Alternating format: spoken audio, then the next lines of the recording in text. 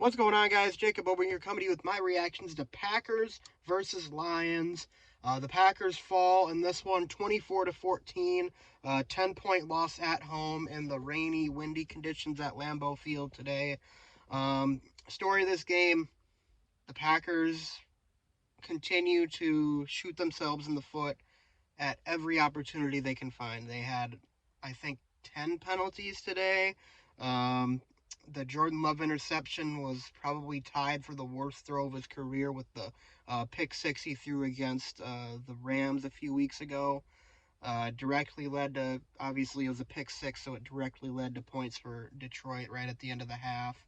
Um, Missed field goal, six drops, including two dropped touchdown passes.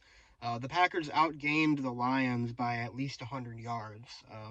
It wasn't even close. It was like the Lions had like 250 yards of offense. We had 411 yards of offense. Um, that's the story of this team right now. They are as good as they allow themselves to be. When this team, if this team can figure out how to win games, how to avoid making the critical game losing errors that they continue to make every single game, they will be a very, very, very difficult team to beat. And today I saw a Packers team that was very much capable of holding their own against the Lions, very much capable of competing and being on the field with them. The defense only gave up 17 points. I mean, the run defense looked a little bit shaky at times, but they came through big time in some big moments for the Packers. Um, it's really just the fact that the Packers, they have so many drive killing penalties. They stall in the red zone at least one out of every two times, maybe more than that. I mean, when this team gets into the red zone, it's like watching an entirely different offense at work. They play so safe, they play so scared. Matt LaFleur's play calling just gets really, really like uh, predictable and uninspired. Um, I mean, it makes no sense why this team plays the way it does. They continually play every game like it's just just not to lose. Like today, I feel like the Packers' game plan was incredibly conservative. Um, I mean, I understand, given Jordan Love was playing with a groin injury that looked like it flared up towards the end of the second half there, or the first half, I should say. Josh Jacobs, I know, was having a really good first half and stuff, but the Packers, the decision making they were doing, like the field goal by McManus that he missed, I mean, I don't really blame him for missing a field goal given the conditions, but it was 4th and 6, I believe. I would have gone for that. Like, I know you would have given them the ball at like the Detroit 40, but like that's a difficult kick to make in the conditions. Like it was hard for me to see him making that kick. It was hard for me to see any kicker making over a 40-yarder today. And the Packers decided, well, we're going to try a 40-yarder, and it's like I feel like you had a lot more to gain there by going for it on fourth down. And it's just little things like that for LaFleur just um there was another one. It was like 4th and 4 in the. It was earlier in the game. Packers were trying to pin him deep. I get it, but it was like 4th and 4, 4th and 5 here and inside the 40 of Detroit. I would have gone for that too. Like just constantly like this team is just it shrinks in big moments. They cannot get out of their own way for the life of them. They have so many penalties to just absolutely kill drives, big plays wiped out by bad penalties. Um, some of the calls today were a little bit iffy, for sure. Uh, I mean, there was a holding on the first Lions possession of the second half on Keyshawn Nixon that looked like absolutely nothing, and they called it, and it was a third. It would have been a fourth down, and Detroit was going to have to punt. Instead, they get the first down, they go down and score, and what was the game? It was Detroit had 17 points. Those were the last points they scored that entire game. Could have been a way different game if they don't make that call. There was no reason to throw the flag there. They threw the flag, and it just reminded me of on the first Packers possession of the game, Romeo Doubs had one hit him in the chest, but like you could see the jersey like pull, like you could see like the dude get his jersey, and they just completely missed it. Um, and just things like that were just such big momentum shifts in this game.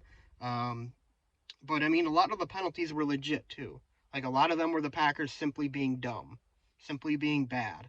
Like there's no reason to jump off sides on that 4th and goal and give them an easier shot at a touchdown, which happened on the second play. There's just no reason for that. Um, the dropped passes, 6 dropped passes today. There was one by Tucker Kraft that was so bad. Would have gone for a first down undoubtedly, undoubtedly have gone for a first down, kept the drive going. Um, I think that was the one, yeah, where we missed the field goal on. Actually, yeah, we missed that field goal. But if Kraft holds on to that ball, he gets the first down. We might score a touchdown, and all of a sudden you're talking about a completely different football game. It's just things like that. Like I just I mean, like I said, I think the Packers fully belonged on the same field as the Lions. I believe that if this team can ever figure out how to get out of their own way, if they can figure out how to stop committing stupid penalties and stop turning the ball over and stop um, just generally sucking in the red zone, they are going to be like right there. Like they really could have won this football game today. That was not a crazy assumption. They were right there with the Lions. Like I said, they outgained them by well over 100 yards, maybe more. It was really on a down to down basis. The Packers were right there with Detroit. It was just the bad errors that they make, the missed field goals, the drop touchdown catches, the first drive, Chris Brooks had a pass hit him right in the hands, probably would have scored on it. It was a 3rd down, we had to kick a field goal. Right off the bat, it started like that. I mean, it's just not something you can do against the best teams. You can get away with it like they did last weekend against the Jags.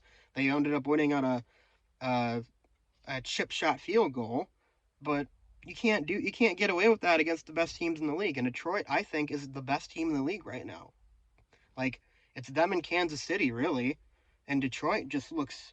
I mean, people were talking about Detroit today. We're like, well, they're gonna have to finally play in the elements. How are they gonna do? How's their offense gonna look? Jared Goff went 17 for 21.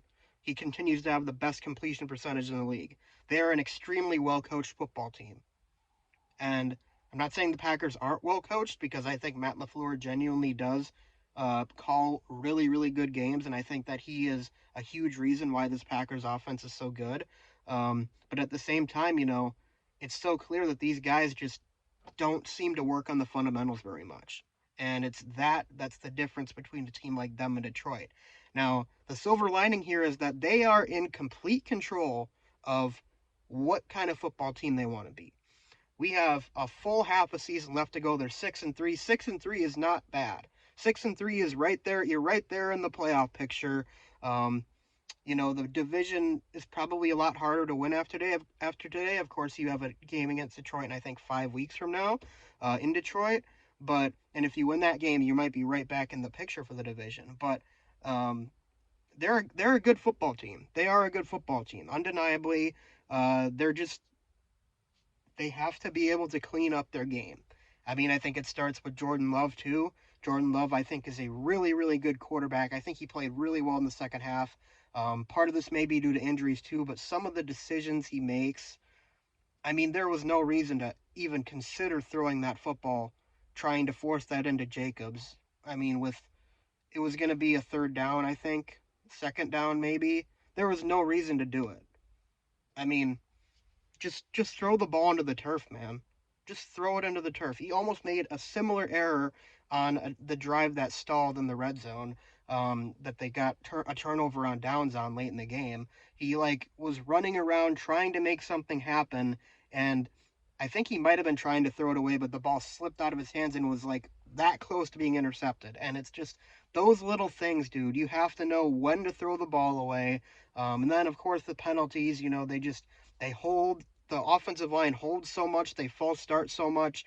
They're a pretty solid group, but they make a lot of really key errors. Oh my God, my lights just went out. Oh, there we go. But yeah, I mean, if this team can ever figure out those mistakes, if they can just cut them even just in half, man, like they can be a generally slightly undisciplined football team and still be great. But they're just a completely like they every play something's going wrong. There somebody's not doing something right. Somebody's making an unforced error. It's if they can just cut that in half, man, they are going to be so good. And um, in general, I am still optimistic about the Packers this season. This loss does not uh, kill me. Losing today was certainly a possibility for this team. It hurts a little more because they could have won this football game if they had just played a cleaner game. But um, they have a bye week to get right, get healthy. Certainly not having Jair and Evan Williams out there hurt them a lot. And even then, the defense still played pretty well, in my opinion. So we'll see what happens going forward. But they have a pretty big game coming out of the bye against the Bears, who have been really struggling lately. That one's going to be in Chicago. So hopefully the Packers can take it to them and come out of the bye with a victory and get the confidence back up. But anyways, guys, that's all I got to say about this video. I'd certainly love to hear your guys' thoughts in the comment section below. But until then, I'll see you guys next time, and go Pack Go.